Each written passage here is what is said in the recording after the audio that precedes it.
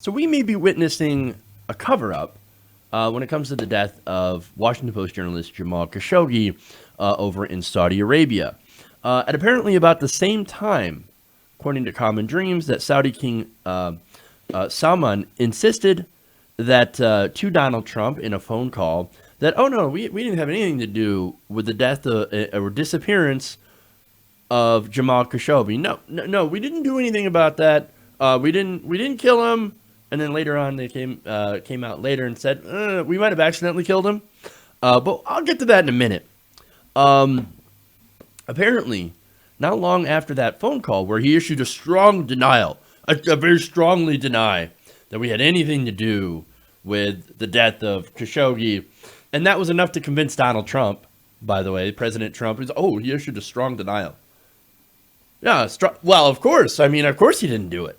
It was very strong. It was very forceful.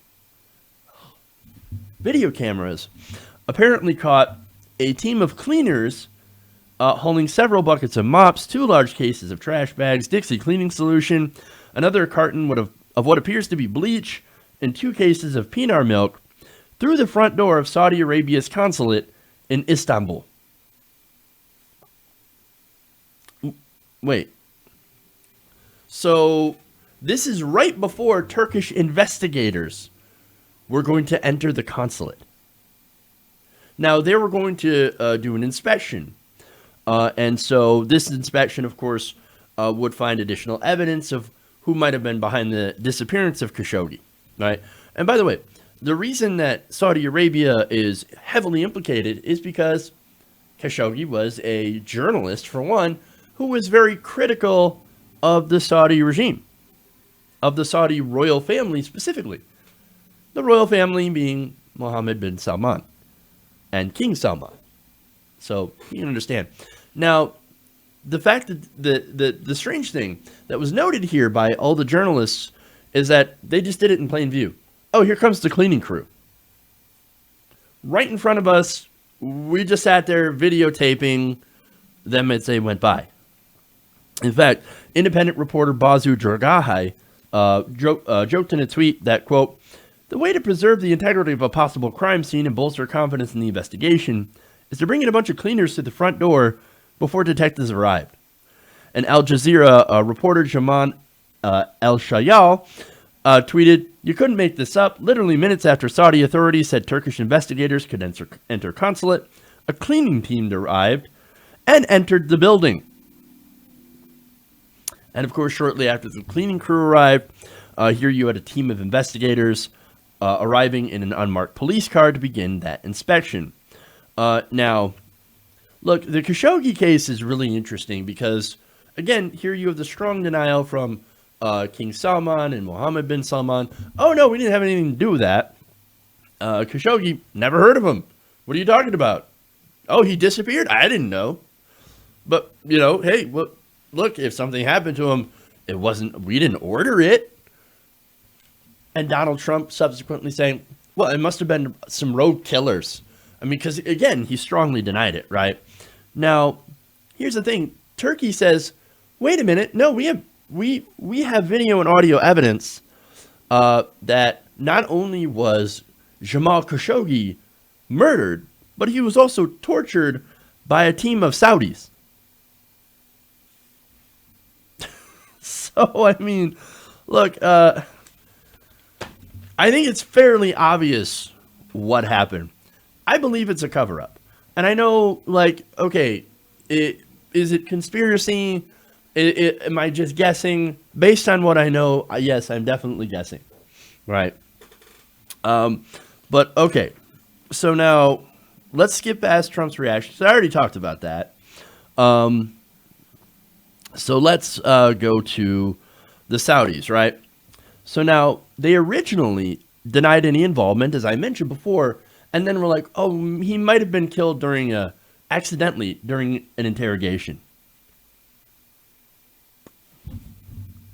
How do you accidentally murder someone doing an interrogation, right?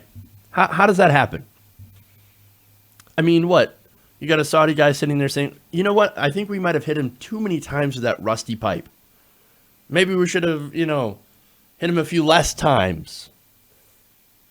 How does that happen? How does that happen? No, you killed him. You murdered him. A journalist because he was critical of the Saudi crown. And look, this shouldn't be surprising to anybody. I know there are people out there like, oh my God, I can't believe Saudi Arabia would do something like this.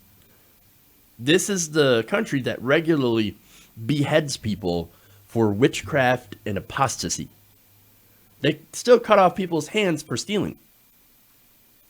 Are you at all surprised that they would allegedly kill a journalist who is critical of the crown? No, it shouldn't surprise you at all. It shouldn't surprise anyone. And here's another piece coming from Turkey. Now, according to Turkish President Tayyip Erdogan, right? So I've got problems with Erdogan. I think they're becoming way too fundamentalist. That's a completely different issue, right? According to Erdogan, Turkish investigators who searched over the Saudi consulate found surfaces there that were freshly painted over. Wait. Freshly painted over. What? Why would you have to paint over a place after bringing in a cleaning crew? Why would you have to do that? Oh, right.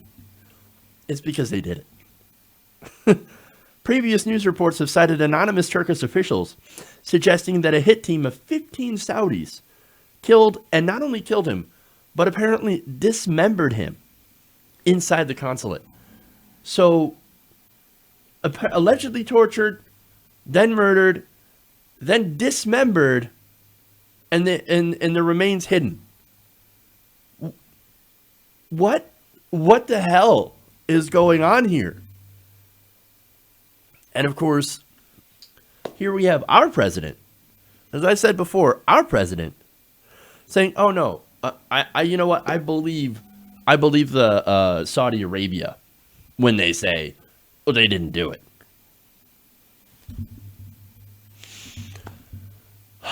This is look what they did. You can't go around killing journalists, for one. You can't.